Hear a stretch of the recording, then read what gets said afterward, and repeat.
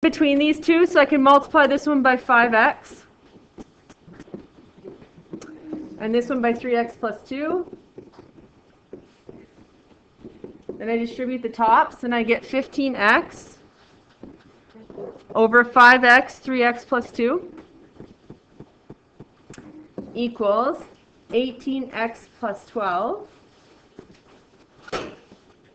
over 5x, 3x plus 2. Remember, at this point, I can say then that this denominator equals this denominator, so I can say that therefore this numerator must equal this numerator. But before I go and state that, what do I have to do first? NPVs.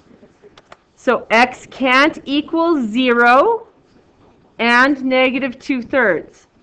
Then I can write the numerators equal. So 15x equals 18x plus 12. Get my x's together. Subtract 18x. And I get negative 3x equals 12. Then I divide by negative 3. X equals negative 4. Right? Okay. Yeah. Yeah. Girl, you're right. So I need to go negative 4, and then go x can't equal 0 and 2/3. Thanks, Reese. Okay, trying another one. Erasey. Can I go to watch it? Sure. That is not what I meant to do. I meant to scroll. So we're going to solve again. 5 over x plus 3 equals 2 minus 4x over 4x plus 2. What's the 2 over if it's not over anything? 1. A 1. We're going to work together as a little bit of a team in this one. Because there's no I in T's, that's why. No I in T's. Also because it's going to lead you to quadratic. So, what is common between these? We have a binomial and a monomial and then a 1, which a 1 does nothing. So binomial and a monomial. Do we have anything in common when it's a binomial and a monomial? No. So we have to multiply them by each other. So we're going to multiply the first one by 4x. 4x. The second one we're going to multiply by x plus 3. If you're seeing here, we're going to end up foiling and we're going to get squared. And then the last one, I actually have to multiply by 4x. I always put the monomial first. And x plus 3.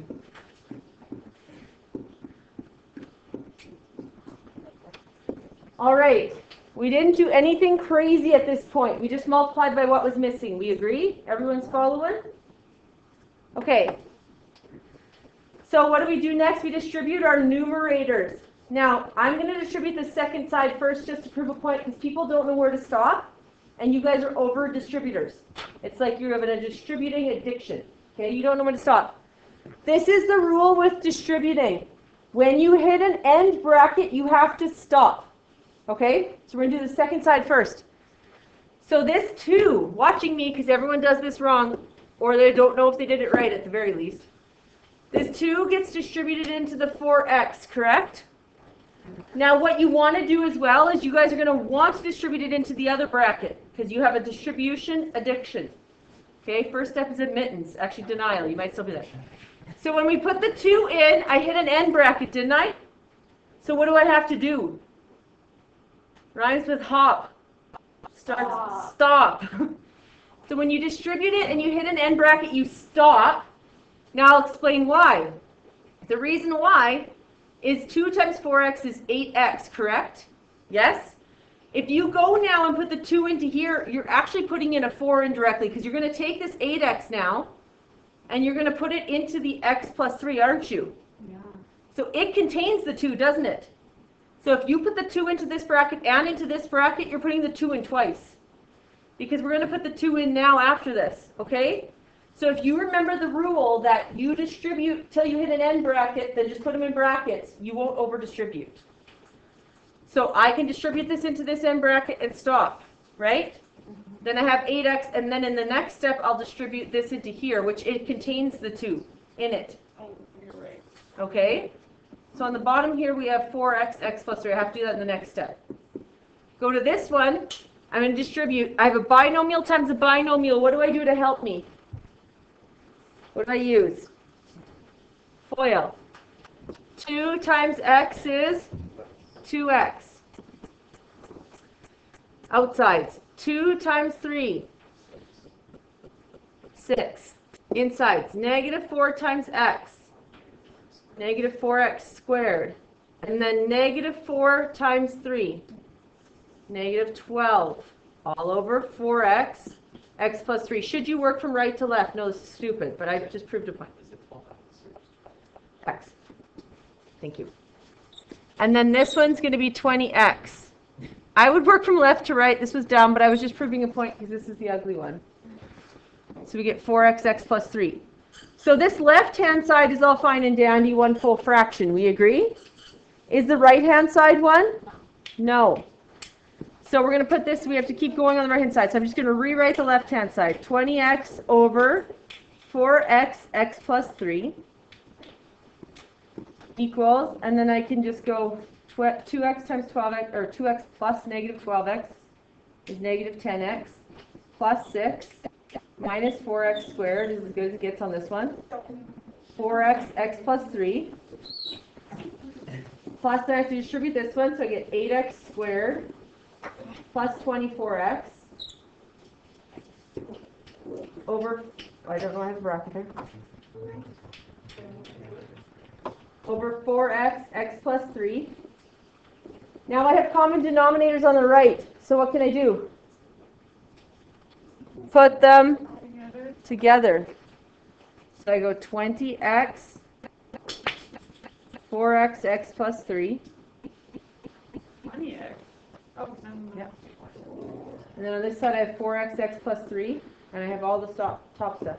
So negative 10x plus 6 minus 4x squared plus 8x squared plus 24x. Then I have full denominator, full denominator. Do we agree? Okay. So now I can say, I don't know why that just bumped, but it did.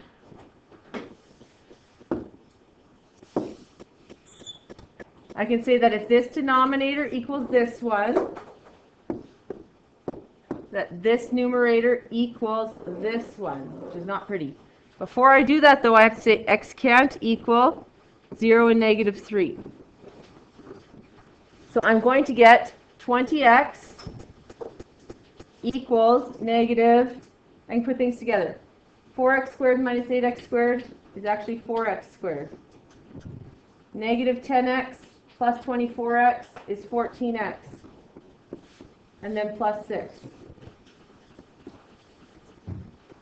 Now, grade 11, whether you were in dash 2 or dash 1, whether you were in dash 2, oh goodness, or dash 1, what happened? I don't want to type in my search. There we go.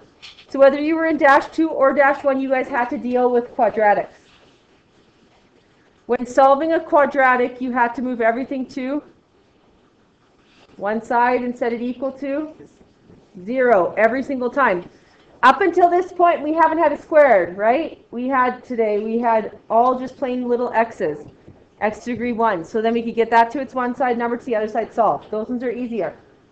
When one of them is a degree 2 and it doesn't cancel off, we have to move everything to one side. So I'm going to subtract the 20x over.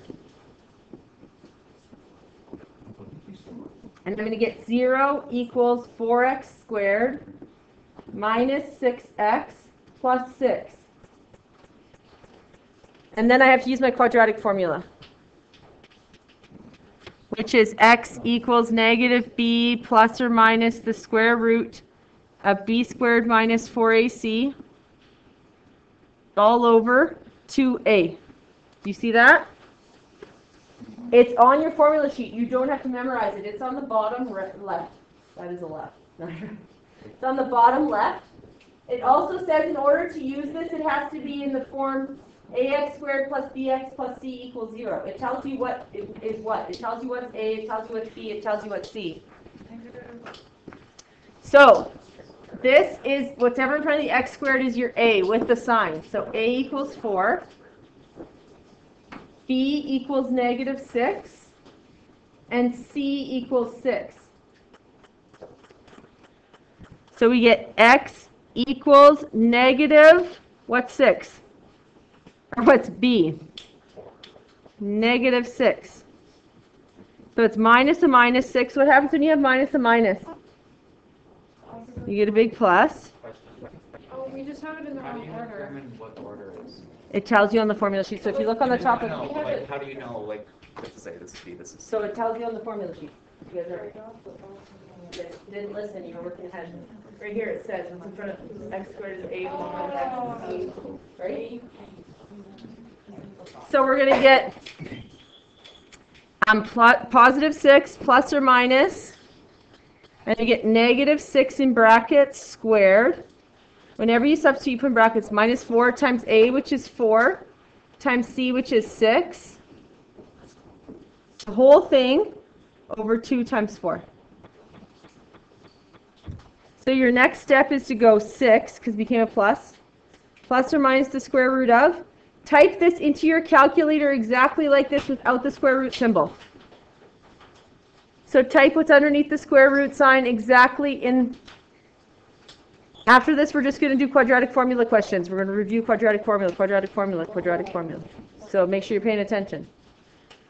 So type -6 in brackets squared -4 times 4 times 6. Type it all in. Everyone should be practicing.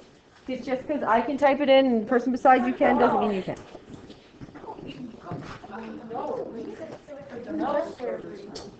No square root. So what did we get? -60 over 8. What happens when you get a negative under a square root? It's a complex integer. It's imaginary. It does not exist. It's no solution.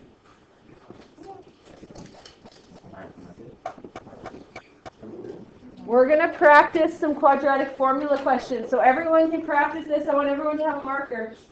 Or at least you're talking to the person with you. You either have a marker or you're working together as a team. So we're literally just reviewing quadratic formula.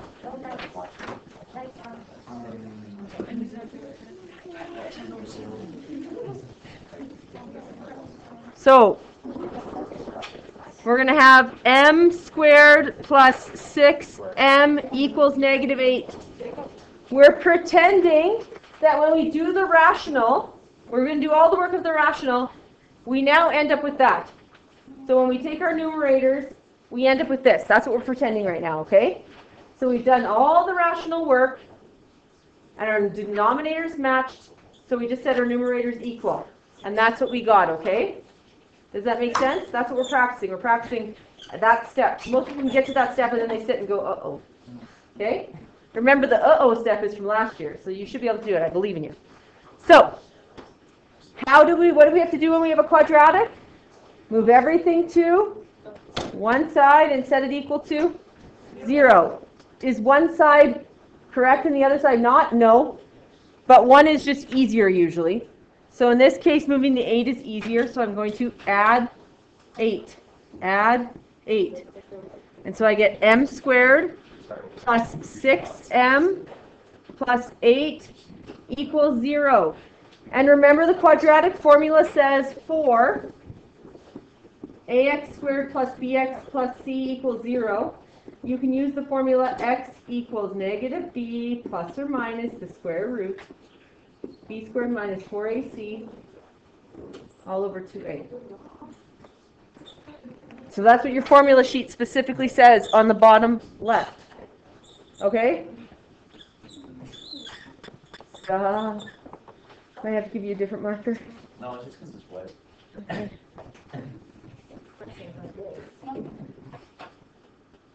No, he's actually still okay. Okay, so we have that.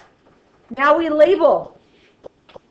Whatever's in front of the m squared, what is here?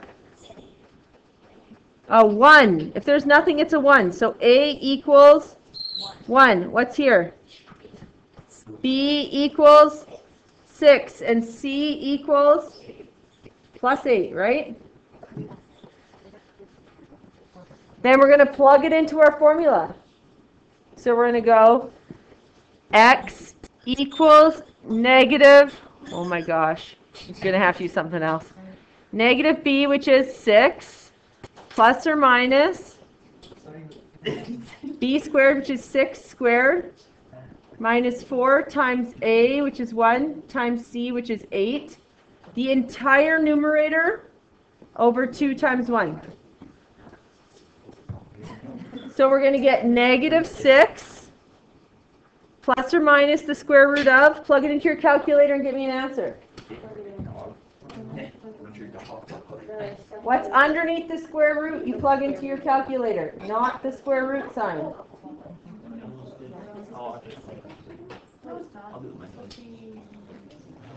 So you're going to plug in what's under the square root symbol. Yeah. Whole thing. No, the whole top is over the whole bottom. You're doing error. No, that was fine. Your 2 is underneath the whole thing. Extend your, like, do you see on your, the one right above it? You have it over the whole thing, right? Yeah. Then you just put it under the square root miraculously on the next step. It has to be over the whole thing. That is what you had was not. Yes. Yes, there we go. Fix that, baby. So when we get under here is a 4, which is, and then the whole thing is over 2. Please make sure your entire numerator is over your entire denominator. Now this one works out nice. The square root of 4 is 2. So we're going to get, shh, I'm recording, guys. Negative 6 plus or minus 2 over 2. Right? Then what do we do next to get our answers? And also this shouldn't say m. I mean, this shouldn't say x. It should say m technically because that's the variable. Now we split it. We don't take a 2 out. We split it. We go m equals negative 6 plus 2 over 2, which is negative 4 over 2 or negative 2. And m equals negative 6 minus 2 over 2, which is negative 8 over 2 or negative 4. So you split them. The last example we didn't need to split because we got a negative under our square root and we were done immediately, right? So some people hate negatives under square roots. I get excited. I'm like, this is good. I'm done. I have no more work. Or I get a little freaked out and I'm like, did I screw up somewhere? It's usually what it. So you're going to try quadratic formula with the next one. You're going to solve this one.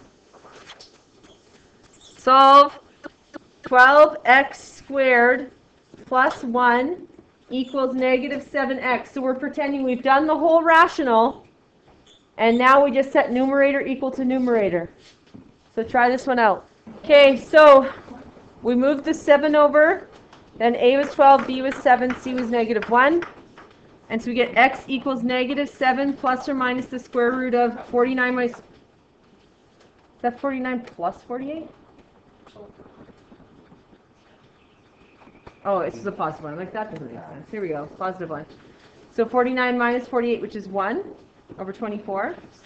So it equals negative 7 plus or minus 1 over 24, which equals negative 6 over 24. Well, I'm going to split them properly. So we're going to get x equals negative 7 plus 1 over 24, and x equals negative 7 minus 1 over 24. This one's negative 6 over 24, which reduces to negative a quarter. And this one's negative 8 over 24, which reduces to negative a third. Okay, I'm giving you one more. When you're done you're done for the day. So you have to show me it. In order to say you're done, you have to show it to me. It's going to be 8 and 24 reduced. Solve that one out.